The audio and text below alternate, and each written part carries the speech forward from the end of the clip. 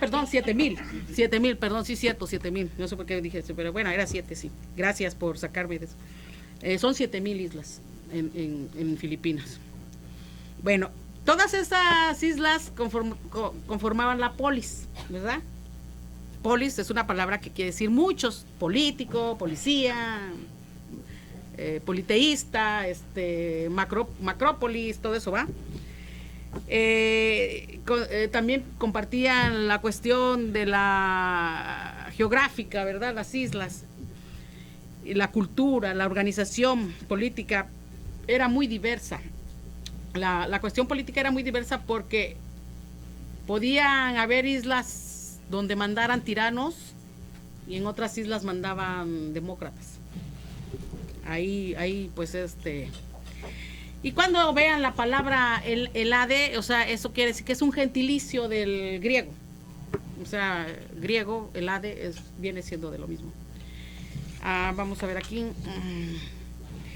Y los griegos fueron los que estructuraron la poesía, fueron los primeros que estructuraron la poesía. El significado de la poesía en etimología griega quiere decir acción, creación, dar a luz, enseñar, la expresión.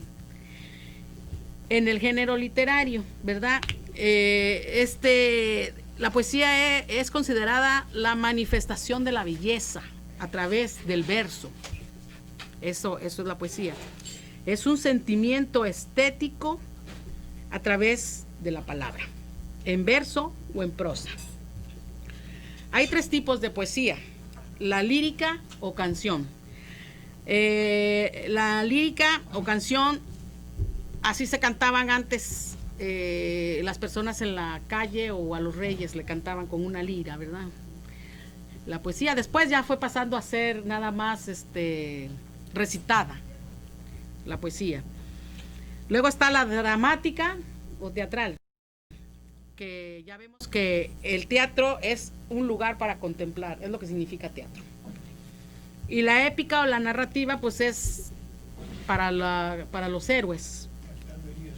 Ajá, y eran estas personas que recitaban los poemas, eran llamadas aedos o rasodias, o rasodas, aedos o rasodas, aún al son de una lira. Pero ya vimos que si no llevaban la lira no importaba, pero era gente que a eso se dedicaba. Como ahora andan en la calle con su guitarra, antes andaban en la calle, te digo un poema o te recito un poema, ¿verdad?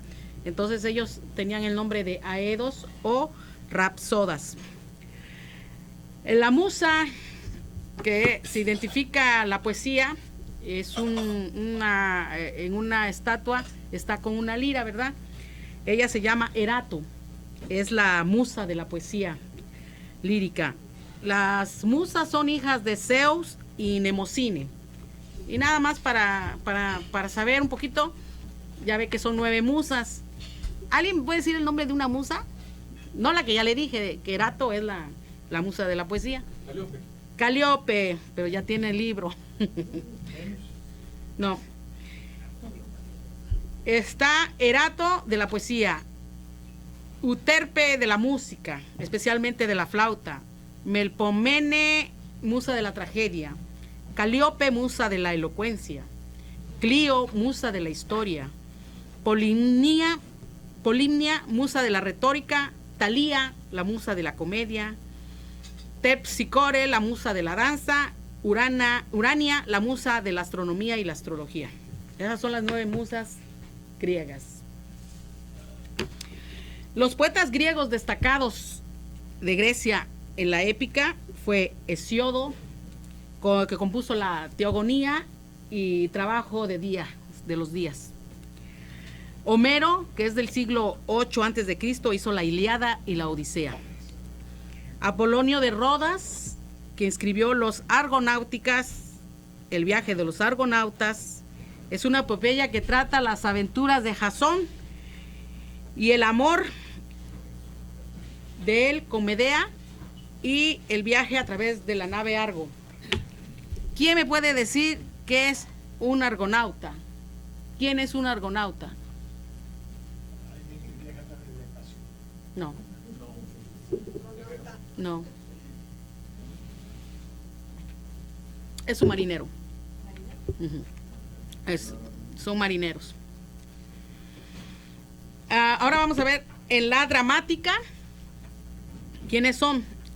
Sus expositores son Esquilo, es un dramaturgo, el primer dramaturgo que representa la tragedia griega.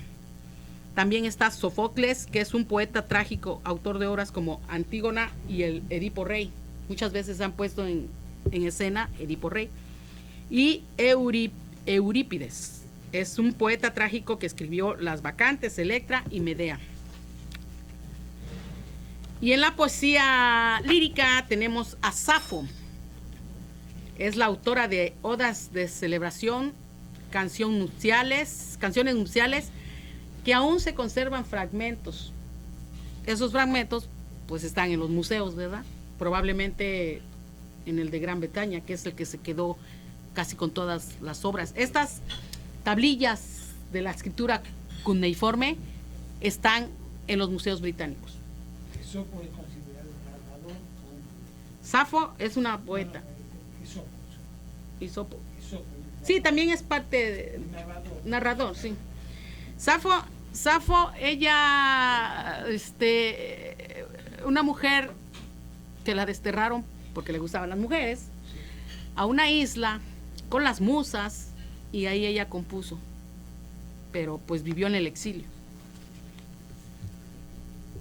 Ahora vamos a ver Platón en la República, un libro que él hizo, que lo pueden conseguir en cualquier biblioteca, o en cualquier librería, perdón, también. Escribe 3 tipos de poesía. Él le llama poesía imitativa, que es a través del teatro. Poesía no imitativa, que es la lírica. Pero esta poesía lírica que él pretende es que sean narraciones al dios Dionisio. El dios Dionisio, ¿qué representaba? Y tenía también su nombre en romano. Uh-huh. El vino, la juerga, todo eso. Y en romano tenía otro nombre, no sé si se acuerdan cómo se llama. Baco. Uh-huh. El dios del vino y de las fiestas, todo eso va. Entonces está la poesía épica dedicada a los personajes héroes. Platón es considerado también como un poeta del amor puro. Pues no, el amor platónico en Platón viene por sus ideales, por su forma de escribir la poesía, que es sobre la cuestión idealista. Por eso es que dice, es el amor platónico, porque él dice que nosotros aquí no vivimos en la realidad, es nada más así. Bueno, aquí vemos que la reflexión literaria de Platón está inmersa en dimensiones metafísicas, entonces no procede al campo de la literatura. O sea, nada más se quedó en una iniciativa de Platón. Entonces, como rebasa a lo que realmente tenía que ser la poesía, no lo toman muy en cuenta, pues. Sí, discípulo de Sócrates. Y es el que más escribe sobre Sócrates. Realmente nosotros conocemos a Sócrates por Platón, porque Sócrates no escribió nada. Pero sí tenemos que era un hombre con agallas, Sócrates. Sócrates lo acusaron porque según pervertía a los menores, a los mancebos. Y él dijo, no, yo no pervierto a nadie. Y lo metieron a la cárcel. Entonces, cuando una persona que estaba acusada de esto en Grecia y lo metían a la cárcel, pues iba a morir envenenado con la cicuta. Ajá. Entonces los amigos le dijeron, ¿sabes qué?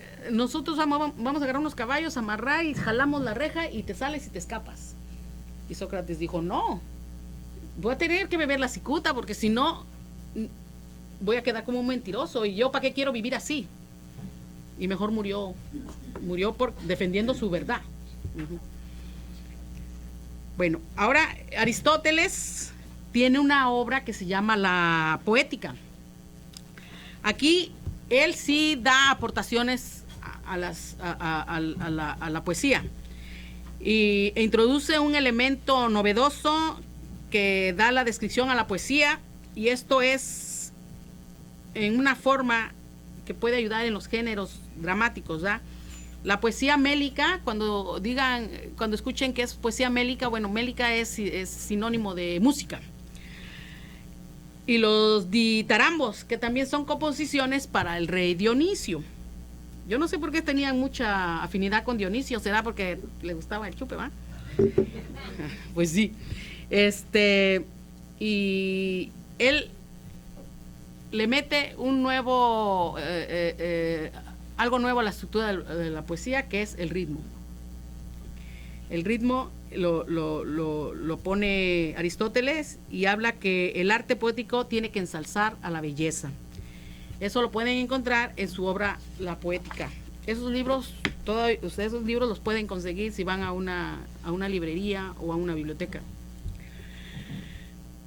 Pero acuérdense que Grecia fue vencida por Roma, ¿verdad? Entonces también se fusionaron las culturas.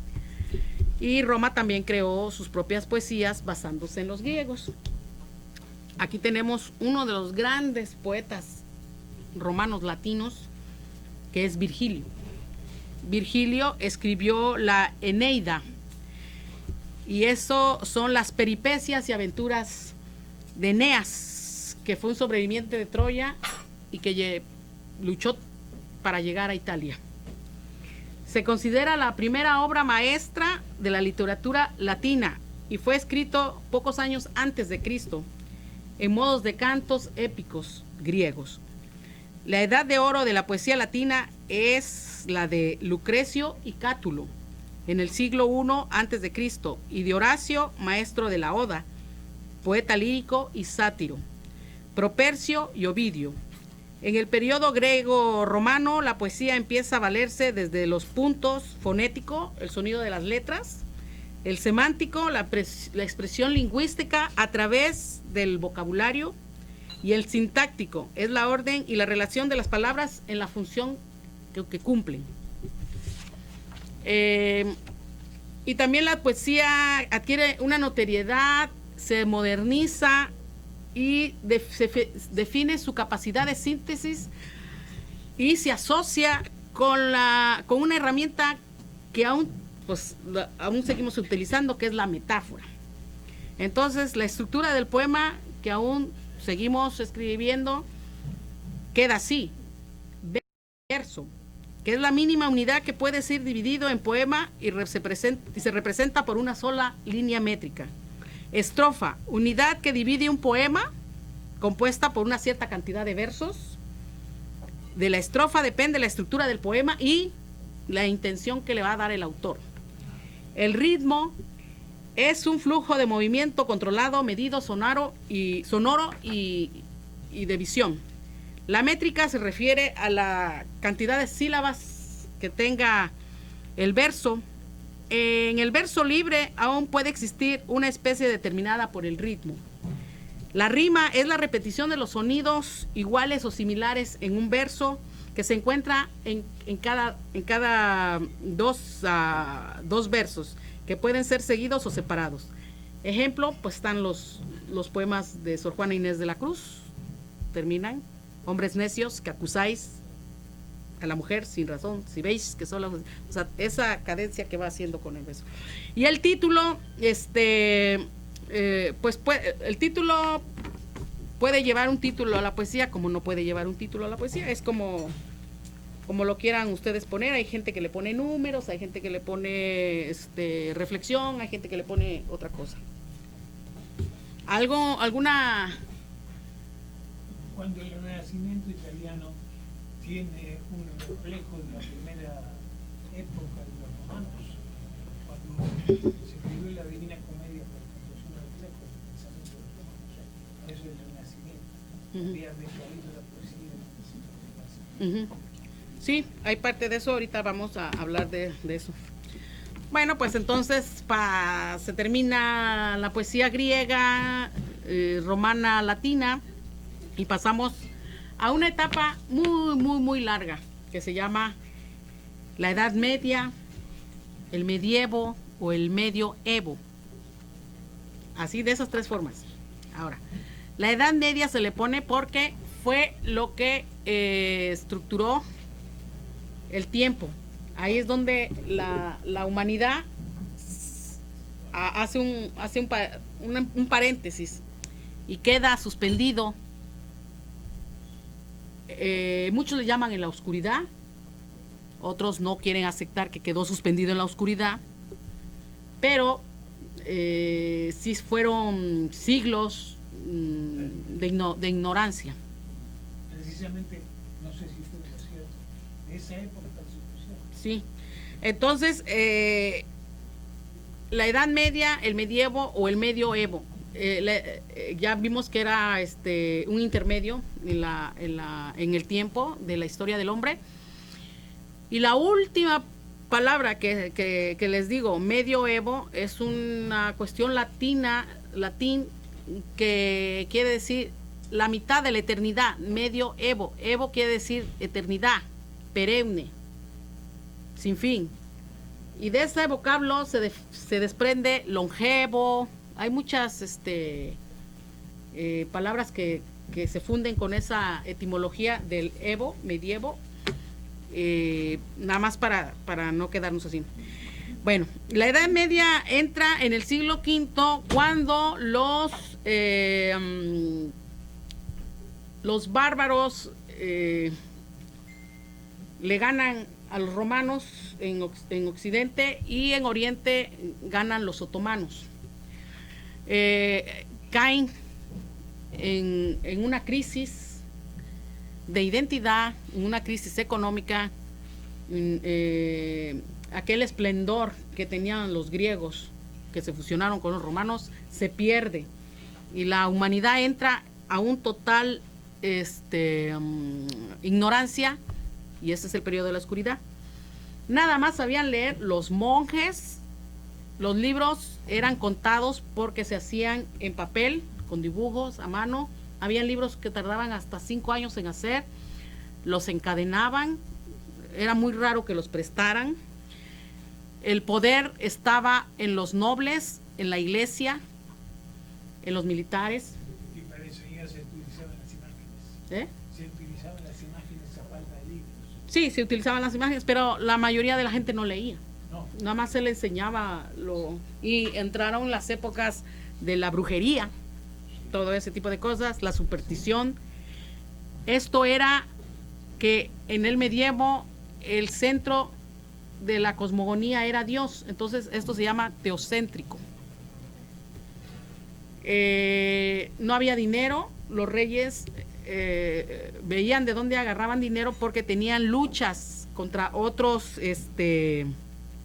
imperios coetáneos de ese mismo entonces, que era el bizantino, el islam y el carolingio. El carolingio son los franceses europeos, que también entre ellos se peleaban para tener el poder. El hombre del medievo concebía la vida como un valle de lágrimas. No tenían esperanza de nada, y cuando llegaba la muerte era lo mejor para ellos, era su liberación, ¿verdad? Aparte que el hombre del medievo pues no duraba mucho, moría joven porque pues la medicina y todo eso no había nada de eso, ¿va? Y más sin embargo existieron muchos personajes. El promedio de vida, hoy se cuida en esa época, de 30 años. Sería de 30 años, pero hubo gente que sí vivió muchos años también. Me imagino, dependiendo de las condiciones donde viviera, ¿no? También existieron grandes pensadores que no sucumbieron a la ignorancia, pero que sí tenían que pertenecer a la iglesia para aprender a leer.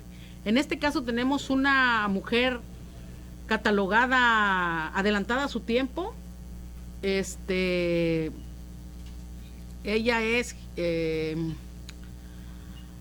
¿cómo se llama? Hildegard von. Ella es una monja. Bueno, de niñas, cuando había eventos así de temblores y todo eso, habían familias que le pedían a Dios que parara el temblor, o que las cosechas dieran, y entregaban a sus hijitos chiquitos a los conventos como ofrenda a Dios. Entonces a la niña le entregaron así, una ofrenda. Los conventos vivían hombres y mujeres en ese tiempo, en el medievo, los conventos vivían hombres y mujeres. Y entonces ella ahí creció. A ella los monjes no la educaron porque no estaba permitido, pero pues se las ingenió, igual que Sor Juana Inés, y veía cómo enseñaban al otro monje y aprendió a leer. Y hasta la fecha tenemos escritos de Hildegard von, médicos, poemas, música, la pueden buscar en YouTube y está la música de ella de hace más de 1000 años, fíjense. Es uno de los personajes pues salvados del medievo, ¿verdad? Pero la mayoría de la gente pues sí era analfabeta. Aquí vemos entonces que viendo los escritores del medievo que se fusionaron sus lenguas en el romance de un tronco común latino, castellano, gallego, portugués, catalán, y que fueron utilizados por los poetas para transmitir sus sentimientos juntos con los cristianos, árabes y hebreos, porque hay que acordarse que los otomanos, que fueron los que vencieron a los romanos, pues eran de creencia islámica. Son abrámicos, creen en Abraham las religiones, judío, musulmanes. Sí, pero los otomanos sí traían la idea de Mahoma. La poesía era mística, pero también romántica, cantada. En este periodo los poetas son Gonzalo de Barceo, su obra es El Méster de Juglería, es una poesía épica o lírica de carácter popular. A los que cantaban esa poesía o declamaban esa poesía les llamaban juglares. ¿Ok? Si se acuerdan de que en Grecia los que decían las poesías eran los aedos y los rapsodas, entonces en el medievo eran los juglares. Venían siendo como trovadores ahora. El portugués Mendiño, Martín Codas, Dondinis, Rayo Gómez, figura de la más alta lírica galaico portugués, el rey Don Alfonso X, el sabio, que hizo un libro de las cantingas a Santa María, que tiene 420 canciones a la Virgen y sus milagros. Juan Ruiz, arcipreste de Ita, su libro El Buen Amor, obra satírica, realista, vivaz y de aire popular. Anselmo de Turmeda, obra La disputa del asno. El valenciano Ausias March, obra Cantos espirituales, cantos morales, dedicados a una dama casada, y Canto de la muerte, dedicados a su esposa, Joana Escorna. Aquí hay 3 clases de autores en el medievo, pues son los poetas medievales, los trovadores medievales y los representantes de la narración. Aquí en los trovadores medievales entrarían la juglería. Ahora, hay 3 autores importantísimos de finales del medievo y que comienzan el Renacimiento. O sea, pisan el final y pisan el comienzo. Entonces ellos serían Dante Alighieri, Petrarca y Boccaccio. Ajá. Son de los grandísimos exponentes de la poesía. O sea, el que estudia literatura y todo eso, o sea, no puede quedarse sin ver a esta gente, sí. Y ellos son los padres de la literatura europea. Pues Dante Alighieri ya vimos, es el poeta, todos son de Florencia. Pertenece a una burguesía, escribe la Divina Comedia, dividida en 3 cantos, el infierno, el purgatorio y el paraíso. Escrita en tercetos, resume en ella toda la cosmogonía medieval mediante la presentación de un recorrido del alma de Dante, guiada primero por Virgilio, el poeta que escribió la Eneida. Los mecenas eran los Médicis en esa época. En el Renacimiento eran unos porque hubo varias familias. Florencia se trataba precisamente. Sí. El amor que siente Dante por Beatriz que nunca llegó a consagrar sexualmente, digamos, el amor de Dante con Beatriz, porque ella muere. Entonces su guía es Virgilio, el poeta Virgilio, y pasa por todas las vicisitudes que tiene la Divina Comedia, que son los infiernos, el purgatorio,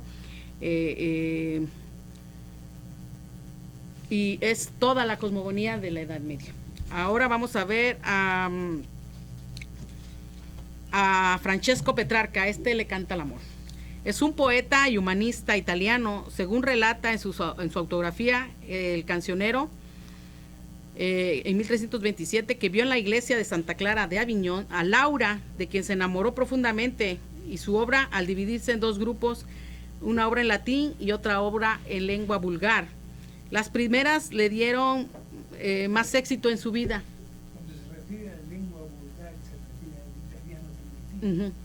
Al italiano, para que la gente de ese entonces lo pudiera leer. Pero le trajo más popularidad la poesía vulgar, que escribió en la lengua vulgar.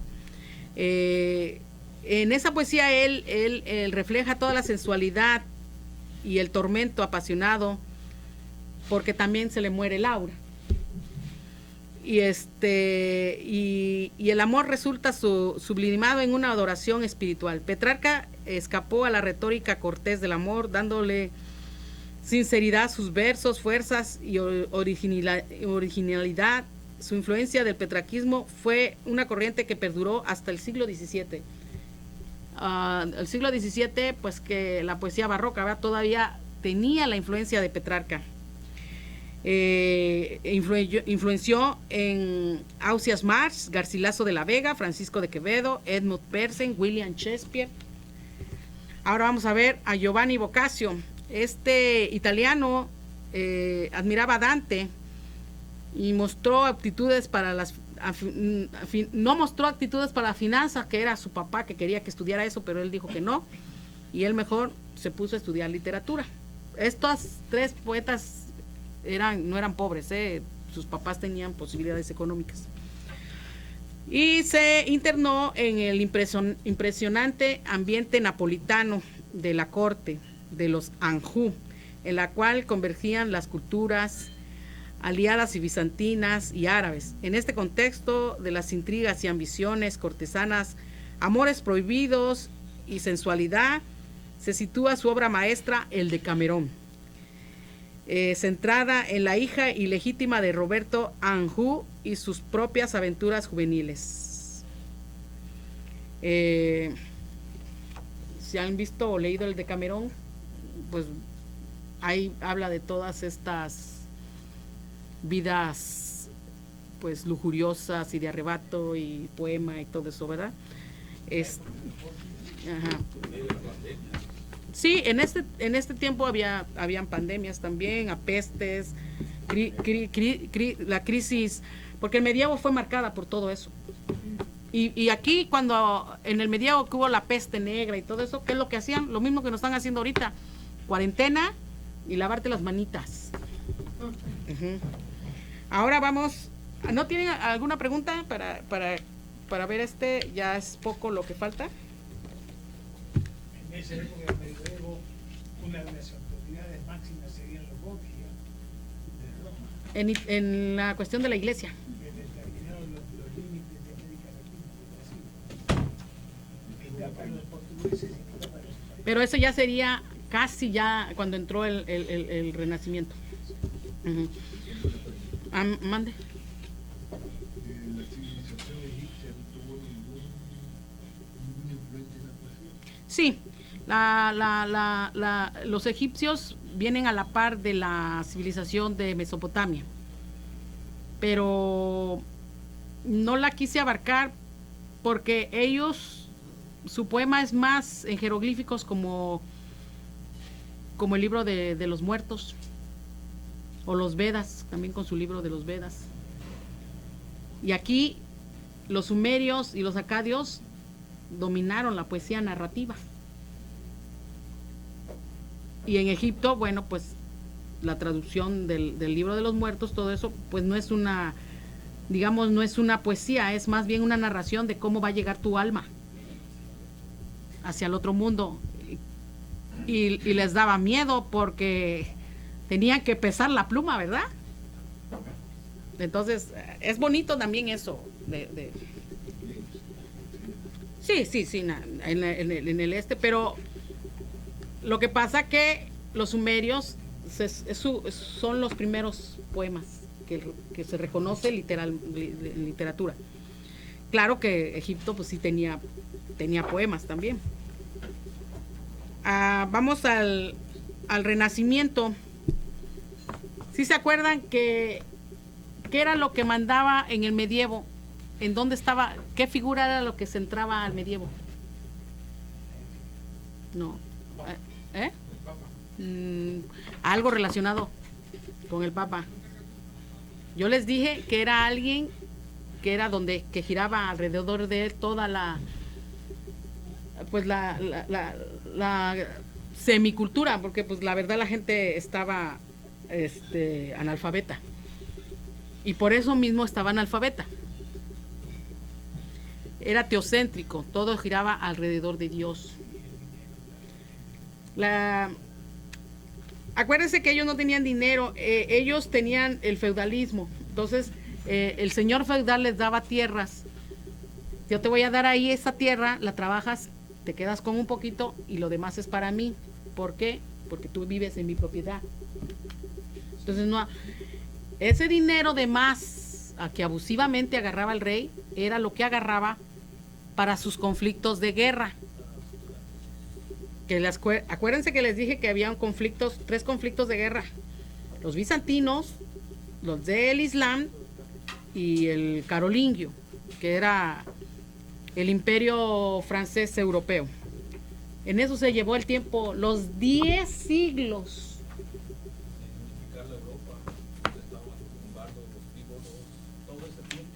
Sí. Y los bárbaros, o sea, estaban en pelearse para ir extendiendo su imperio.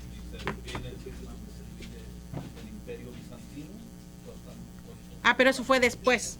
Eso fue. Sí. Sí, pero fue cuando en el siglo V cayó el imperio romano bizantino en manos de los otomanos. Ahí fue. Entonces la iglesia no le quedaba más que doblar las manos. Negociar, exactamente. Ahora vamos al Renacimiento.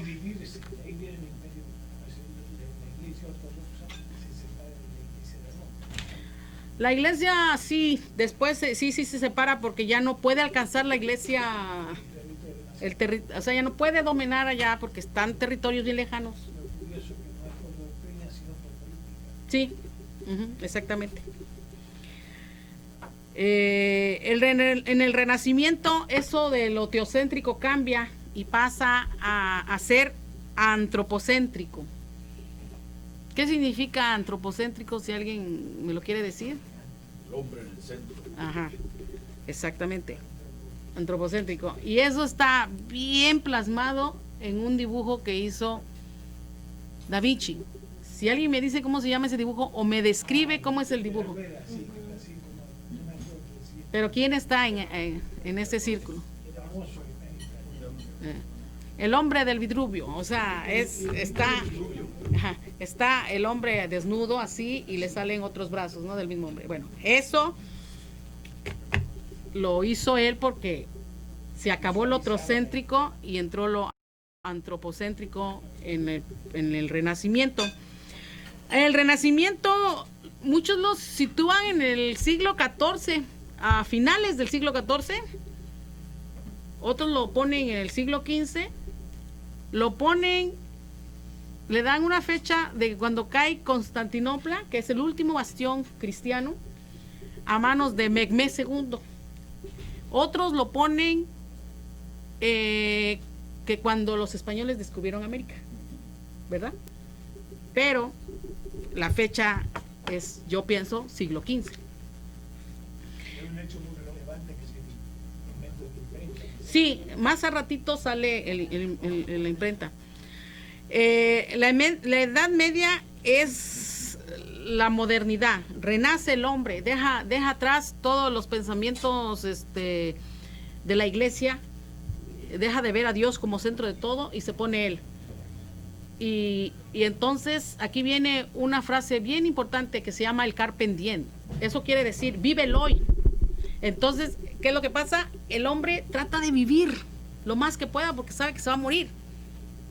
Muy diferente al al medievo, que el hombre estaba esperando morir porque la vida era un valle de lágrimas. ¿Y qué es lo que pasa? Entonces le entra la ansiedad y la necesidad y la curiosidad de saber más.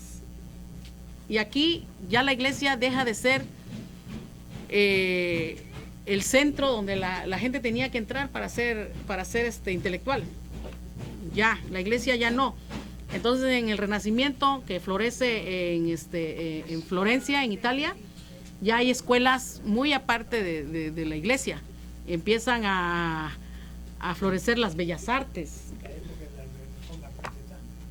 También la Reforma Protestante sale, la comenzó John, sí, pero el principiante fue John Huss y luego Martín Lutero fue el que ya la vino a concretar.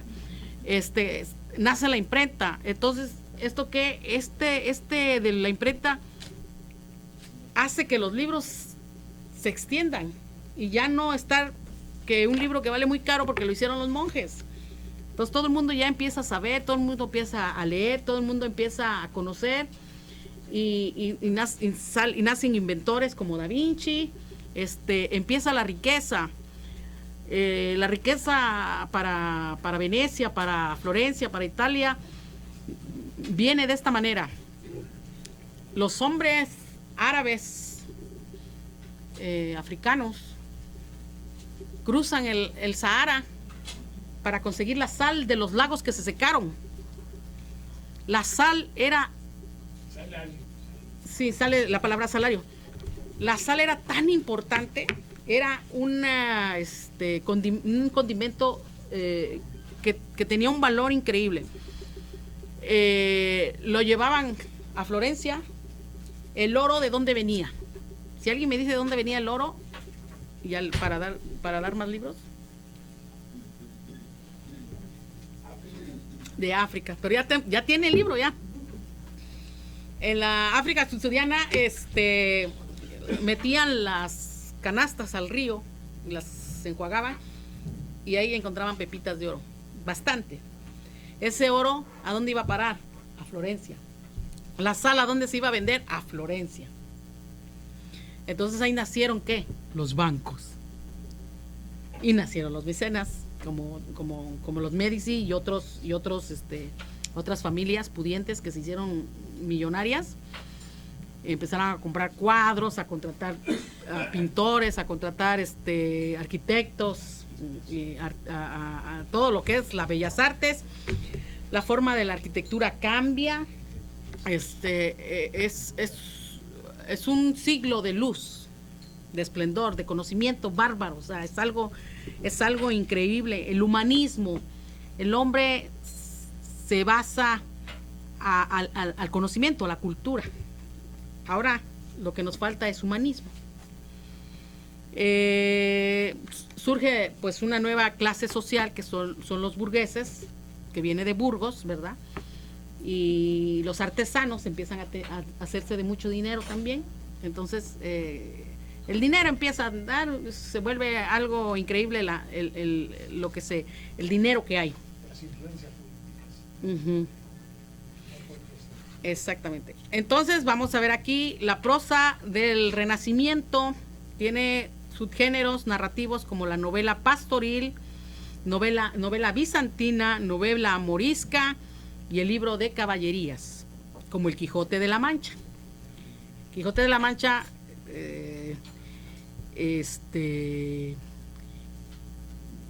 va a estar a finales del Renacimiento con principio del Barroco. De los árabes también. La poesía que nosotros nos concierne, que es en el español, es Garcilaso de la Vega, que era soldado y poeta.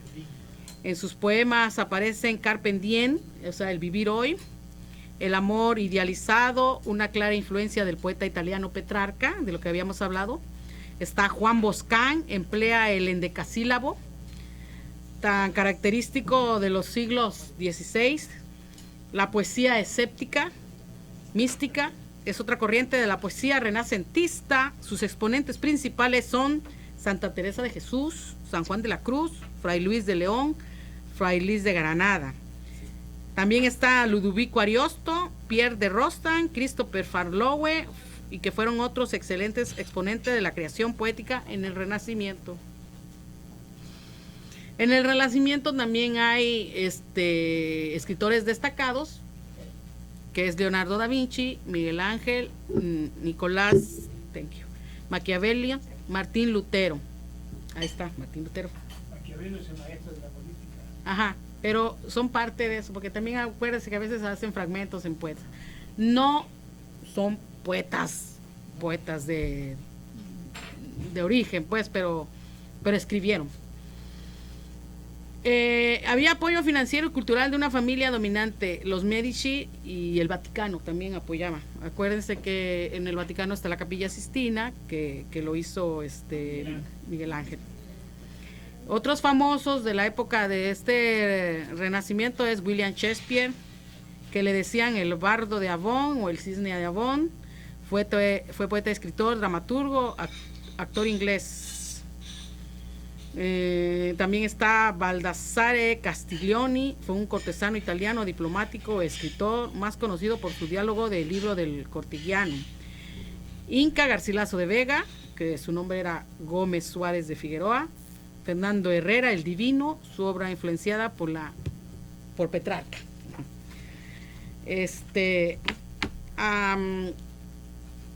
Aquí vemos entonces la poesía del Renacimiento. ¿Tienen alguna pregunta o algo del Renacimiento? ¿Alguna duda? Los autores del Renacimiento tuvieron una gran influencia en el modernismo. No, los del modernismo. Sí. Ajá. Sí, ya después se hace un... Ajá. Ahora vamos a la poesía barroca, que es hasta donde ya terminamos con la introducción a la historia de la poesía. Aquí esta poesía es un estilo del siglo XVI al principio del siglo XVII. En el barroco se juntan las crisis económicas que deja el periodo del Renacimiento, las apestes, como decía José Luis.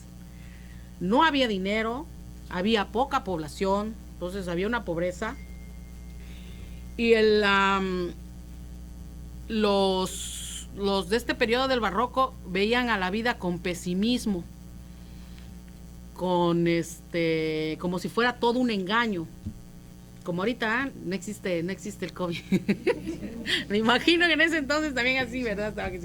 ¿Por qué? Pues por la pobreza que tenían. Ahorita pues sí, no somos la misma población, tenemos otras cuestiones políticas, ¿verdad? La teoría del vaso medio lleno o medio vacío. Exactamente. Y para ellos todo era un engaño. Esto es como lo veía el barroco. En el barroco, los historiadores dicen que nació en Italia, pero se hizo más fuerte en lo que es Portugal y España, ¿verdad? El barroco se supone que es de un vocablo portugués y barrueco en español. Entonces, este es un periodo donde hay dos tendencias, el conceptismo y el culturanismo. En el conceptismo quiere decir que lo que se escribe y todo eso que sea más profundo, más filosófico, ¿va? Y en el culturanismo quiere decir que sea más a lo bello, a lo estético. Y van a tener sus representantes. En el conceptismo es Francisco de Quevedo. Y en el culteranismo es Góngora y Argote. Ese va a ser Luis de Góngora, son los autores barrocos que son de esta corriente. En el periodo barroco es un periodo donde entra la escritura, la arquitectura, la pintura, y los que han ido a España, han ido a Europa, pueden ver las obras barrocas de pintura en el Prado. Por lo regular ahí están las obras de pintura en el Prado. Las Meninas de Velázquez es una obra barroca del tiempo barroco. Libros barrocos, pues tenemos el Quijote, poesías de Sor Juana Inés de la Cruz en México, las poesías de Góngora, de Quevedo, y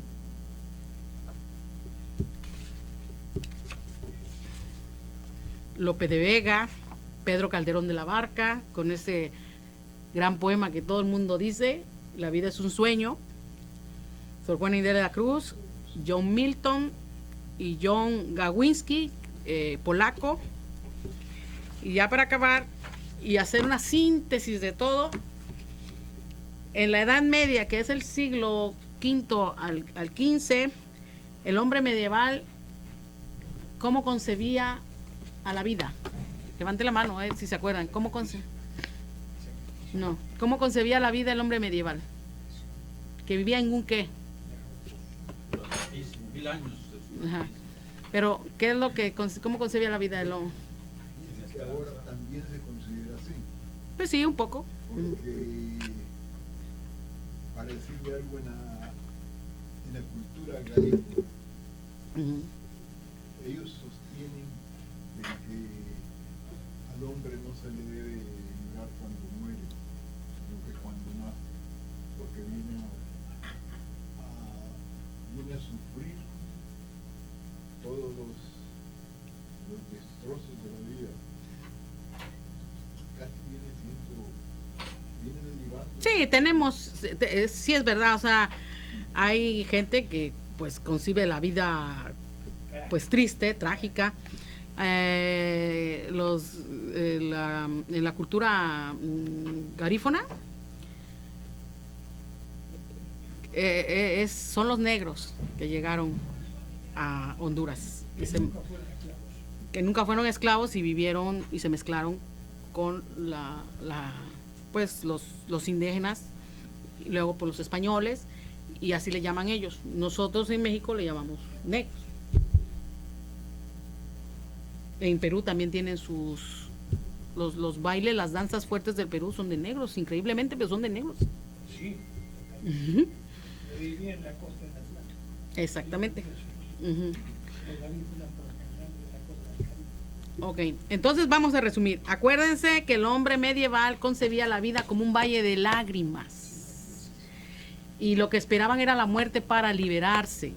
No había oportunidad de nada, no había... Sí, sí. Pero pues nosotros sabemos leer y escribir, toda esa gente no sabía. En política, durante la Edad Media, el poder estaba en la realeza y todo lo que podía caerle de dinero era ¿para qué? Se los dije. Para comerse. No, acuérdense, las batallas. Pero ya te di libro, ¿verdad? Ajá. Era para las batallas, porque se acuerdan que eran tres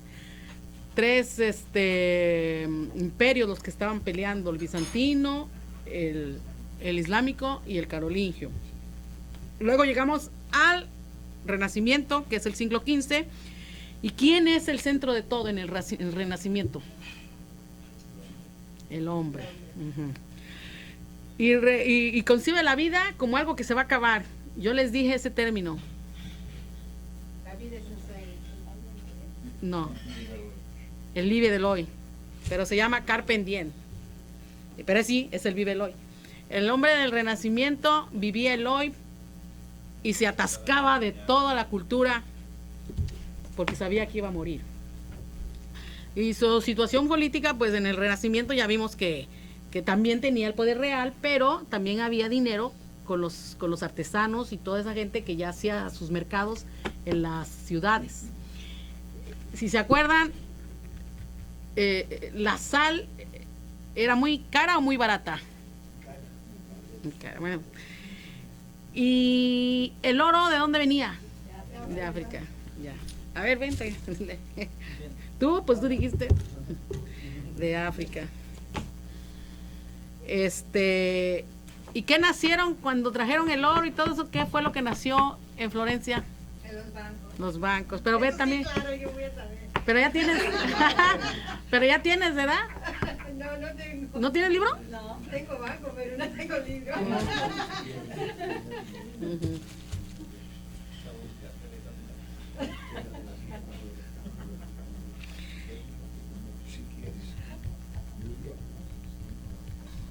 Para el hombre del barroco, ¿la vida se convierte en qué? ¿Cómo veía el hombre del barroco a la vida?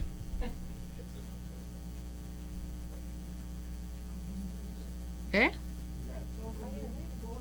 No, con pesimismo, Sí, ¿sabe? que era un engaño. ¿Sabe por qué? Porque ellos adornaban tanto la imagen de los policías. Por eso es que en la arquitectura, en la escultura, en la pintura, no tanto en la poesía. Porque todo eso En la poesía también. es menos la influencia del barroco en la poesía. Porque ellos querían adornar tanto que oscurecían la imagen. Ese es un punto bien, bien real. Veían la vida con engaño, con pesimismo, y por eso mismo eran extravagantes. En la poesía también hay extravagancia. Ese sí es un buen punto que tiene Fernando. La extravagancia de el barroco, si ustedes ven sus construcciones, tiene pilares, tiene retablos de color oro y todo, porque como concebían que todo esto era un engaño y pesimista, Podría ser que la influencia religiosa. también la influencia. El infierno estaba en la tierra y la luna en el cielo.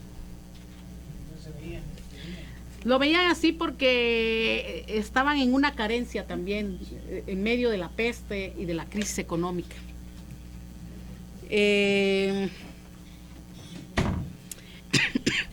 En ese entonces, del tiempo del barroco, España había sido una potencia bien importante, y se hunde su imperio con los últimos reyes de la Casa de Austria. ¿Sabe alguien cómo se llama alguno de esos reyes? Dos se llaman igual, de Austria, de la Casa de Austria.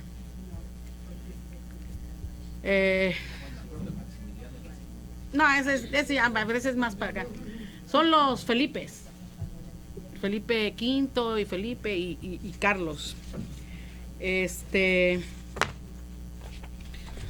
¿Alguna pregunta?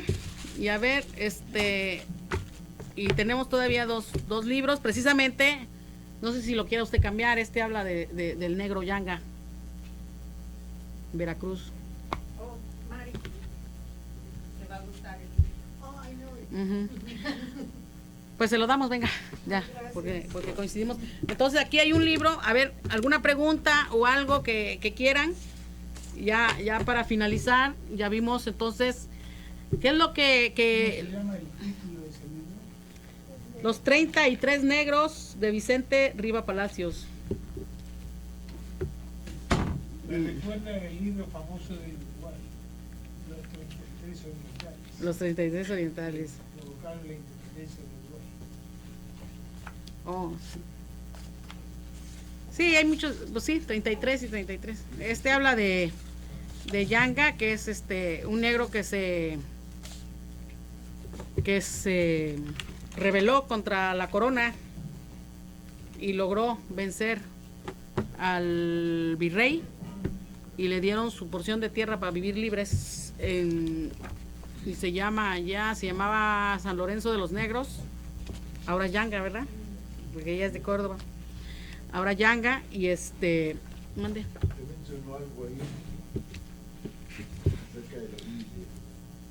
Ujú. Dice que se inspiraron en toda la filosofía que tenía la civilización sumeria. Entonces, ¿por qué? Esto es muy polémico y yo no quiero meter denominaciones religiosas. Ya te metiste. Cuidado, ¿Por señor qué? Fernando, cuidado. ¿Eh? Viene de hombres, porque es Por eso se dice inspiración divina. Ujú. Partimos todos los seres humanos. Bueno, Divino. sí, la Biblia es inspiración divina porque es relevada, es revelada a través del Espíritu Santo, ¿verdad? Del Espíritu que recibimos de Dios. Pero acuérdense que el hombre traía una cultura y esa cultura era la semítica. Y cómo se conocían los judíos y los árabes, y se acuerdan que quien fundó Babilonia eran árabes. Entonces, si en la epopeya de Gilgamesh y en Amuna Elis se hablaba del diluvio, Gilgamesh, ¿qué es lo que hace? Quiere vencer a la muerte porque le arrebató un amigo. Y esto se parecería bastante a Jesús con Lázaro. Pero ¿qué es la diferencia? Gilgamesh no es hijo de Dios. Jesús sí es hijo de Dios. ¿Verdad? Entonces la Biblia fue escrita por el hombre, pero inspirada por Dios. Actualmente le meten, le quitan, le ponen en las traducciones, pero también es un libro de la historia del pueblo de Israel.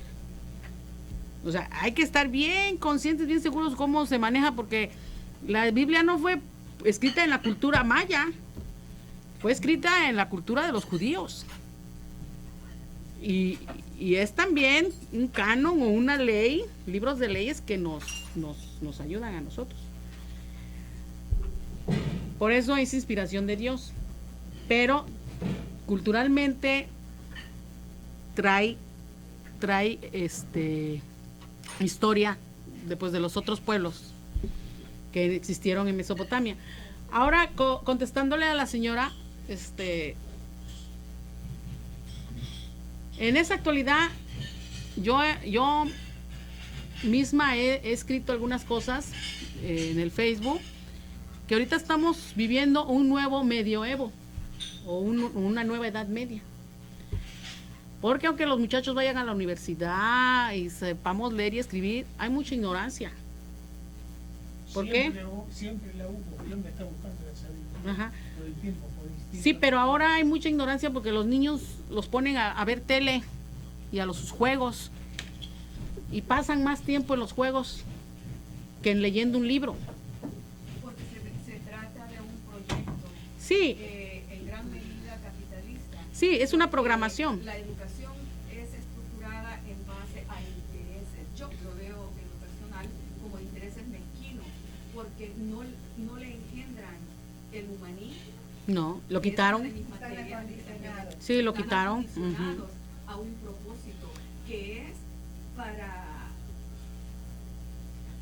establecer el materialismo, el consumismo, que eso solamente beneficia a ese mismo 3% al que me refiero. Pero es que ese es el capitalismo, desgraciadamente. Eso viene desde el laicismo. Exacto, eso viene saliendo desde lejos. Ah. La idea de ser Exacto. Bueno, y ya nada más citando a Jalil Gibran, pues Jalil Gibran era un poeta libanés, ¿verdad? Él dice que el poeta tiene que ser un defensor de los derechos, ¿verdad? El poema también tiene que llevar ese mensaje del valor a la vida, del valor a morales y todo ese tipo de cosas, ¿verdad? Y también pues hay poesía de protesta, como canciones de protesta y todo eso. Y yo creo que a través del tiempo pues siempre va a haber desgraciadamente esa ambición del hombre. El ser humano, la naturaleza humana. Exactamente. El hombre es el habitante del hombre, el hombre es el lobo del hombre. Exacto. Exactamente. Bueno, pues con eso terminamos. También quiero avisarles que pues ya dimos los 3 ganadores de las poesías, pero como está Juan aquí, me gustaría también decirle que Juan, que tu poesía quedó en 5º lugar. Entonces, le aplaudimos. No fue escogida por los jueces, pero está dentro de los 5 lugares. Uh-huh.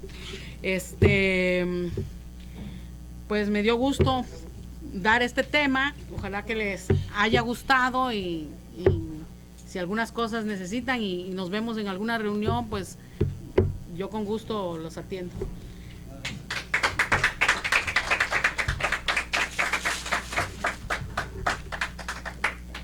Aquí le dejo este libro. Pase.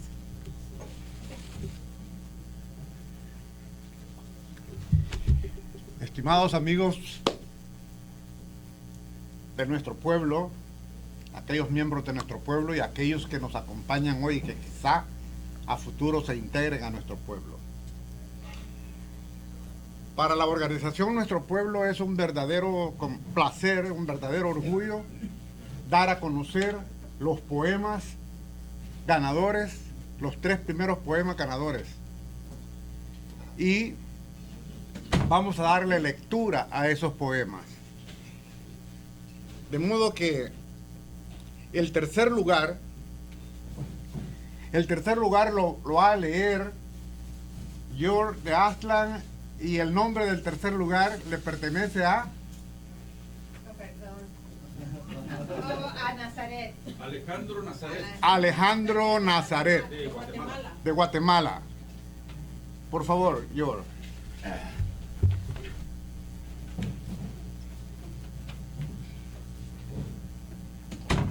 Después de haber leído este poema y de escuchar a nuestra expositora, este es uno de los poemas que más me impresionó. Pero yo me di cuenta que tenía una relación con Petrarca. Es algo parecido a lo que escribía Petrarca. Yo creo que este hombre se inspiró en este gran poeta. El amor, la esperanza y la poesía. Aunque la muerte implante su corona invisible en el mantón del viento que respiramos tú y yo, y el virus del miedo instale su frontera entre tu brazo y el mío, siempre nos quedará la fuerza incontenible del único sentimiento que le da sentido a la existencia, el amor. Aunque se cierren de golpe millones de párpados soñadores que no volverán a despertar jamás y se baje el talón oscuro de la mascarilla química que divide tus labios de los míos, nada logrará jamás apagar la flama inagotable de la más alta virtud humana, la esperanza.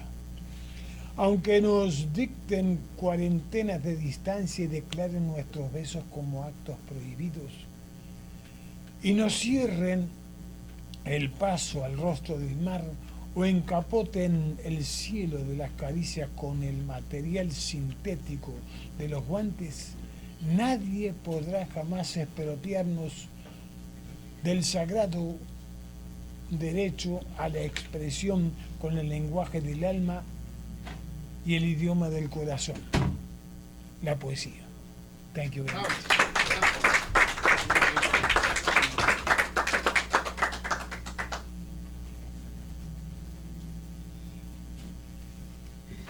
El segundo lugar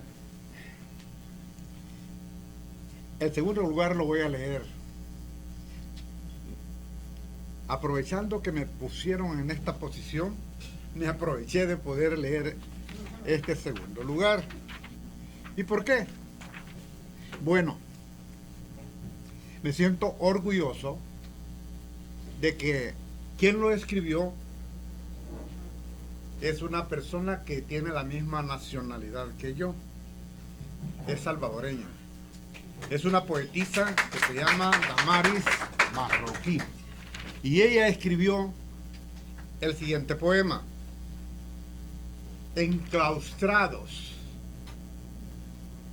Cerrando el paso al desenfrenado vivir, a los abrazos y a los besos tiernos en cada día, presos por la peste en el rincón de la vida, pareciendo una eternidad el encierro, expandiéndose en el mundo sin límites, atravesando fronteras, sin papeles, sin permisos, manteniéndose alejados cerca, pero distantes, a medio ver, a medio hablar, a medio sentir. es como vivir en mundos paralelos, que por más que caminemos, nunca nos juntamos, separados por delgadas láminas transparentes, sin tocarse, reflejando la tristeza y el recuerdo. Afuera un mundo deambula, libre sin miedo. Reverdece una parte de la creación, volando atrevidas las alas en el inmenso cielo, respirando licencioso con la mirada clara, mientras en este mundo insólito, silencioso, con la esperanza de un día volver a un nuevo amanecer, nos preparamos poco a poco, despacio, para no errar más y entender que el universo nos espera con un abrazo cósmico. Ese es el poema de Damaris Marroquín. Antes de dar lectura al primer lugar, quiero agradecer a nombre de nuestro pueblo la presencia de Luis Rosales, escritor. Juan Farías, a quien ya dieron a conocer como el 5º lugar en el posicionamiento de los poemas, cómo se otorgaron las posiciones. A Mistlan González, poeta, está allá. Mistlan siempre se aparta un tanto. Déjenme contar un poquito así, como un paréntesis. Siempre he querido leer un poema que a mí me impresionó mucho en su momento, cuando lo leí la primera vez. Siempre he querido leer un poema que escribió este señor, este joven que está allá. Desgraciadamente nunca se me ha hecho porque siempre quise hacerlo cuando él estuviera. Ojalá en la próxima ocasión pudiera hacerlo. Quiero agradecer también la presencia de la señora Lacayo Johnson. Es una poetisa salvadoreña que conocemos en nuestros medios en donde nos encontramos en este tipo de eventos culturales. Me sorprende haberla visto ahora aquí y para mí es un placer saludarla y tenerla acá en nuestro pueblo. No me puedo ir sin antes de darle la lectura al último poema, que es el primero, el que ganó este certamen, de agradecer muy profundamente a Adriana. Adriana, tú me recordaste los momentos vividos por mí cuando yo cursaba primero y segundo curso en el colegio de mi ciudad natal. Cuando tenía un profesor de nombre Carlos Javier Torres y otro profesor cuando yo cursaba bachillerato de nombre Sergio Abdala Ferrufino. Ambos hablaban, el primero sobre la historia. Aprendí y hoy me recordaste todo eso que hoy nos dijiste acá. Además, cuando incursionaste ya en el campo de la literatura propia, pues me recordó a Sergio Abdala Ferrufino, un maestro que todos nos quedábamos, como no había televisión en ese tiempo, ¿eh? Entonces como que él, cuando nos estaba narrando, era una televisión que estábamos viendo. Es, porque aún vive, un gran maestro. Para dar lectura al primer lugar, que se llama el poema, no, mejor lo dices tú, le va a dar lectura José Luis González Capitán.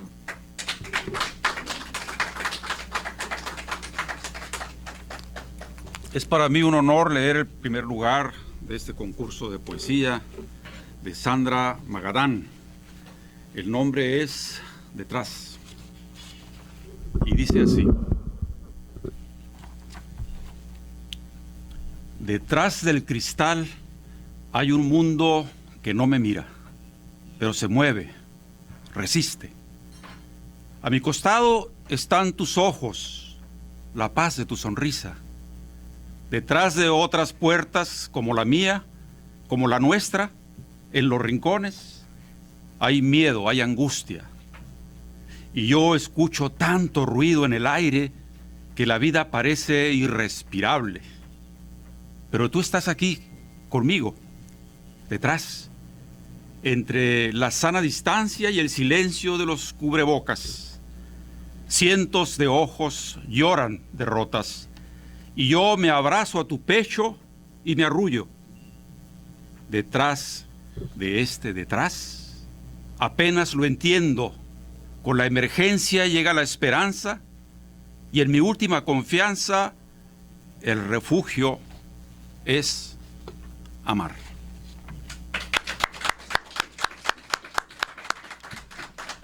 Quiero pasar a felicitar a la directora, nuestra coordinadora del grupo Nuestro Pueblo, por esta magnífica tarea de promover el alma de los pueblos, que es la poesía. Un aplauso para ella. Y desde luego, Adriana, gracias por tu conferencia magistral.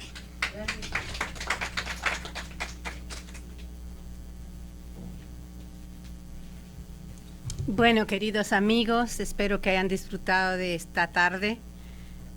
Gracias, Adriana. Realmente hago eco las palabras de José Luis. Tu presentación estaba magistral.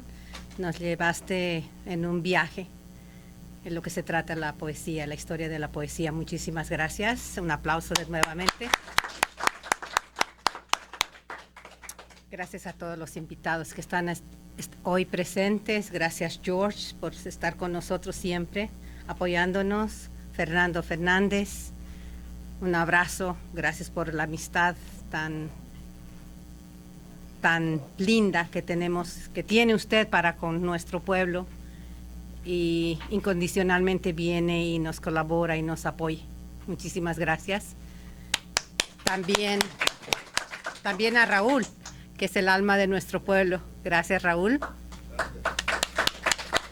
Y bueno, todos quedan invitados a ser parte de esta organización Nuestro Pueblo, que está para promover la cultura y la educación. Muchísimas gracias, y vamos a dar por terminada esta sesión.